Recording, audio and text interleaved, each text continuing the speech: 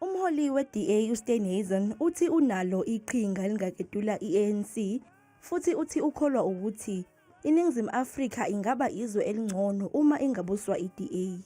I will be calling the leaders of political parties to sit around a table, to have it out and see what we can do to build something ahead of the election that's going to give the people of this country hope that we can unseat the ANC and that we can keep the EFF out of the union building.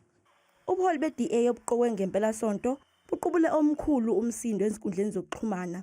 Abantu bakuleli bethile liqembu liyacwasa ngokubuhlanga. Ephendula ngalokhu uSteenhuisen uthe i-DA yilona qembu elinazo zonke izinhlanga futhi alicwasi umuntu. We're about choosing people not on the basis of their race, but on the ability to be able to get the job done and to do what needs to be done. I also think that if you look at our top six in relation to any of the other parties' top sixes in the country, there is some representation of all South Africans in our top six. Oyilungu le-DA ePhalamende uLindiwe Mazibuko uthi iqembu le-DA alicwasi ngobuhlanga kuphela nje abantu bakuleli abakakudlulisi okwenzeka kudala. I don't think that necessarily means it's a racist organization. I think most of these organizations are reflections of our own societal issues.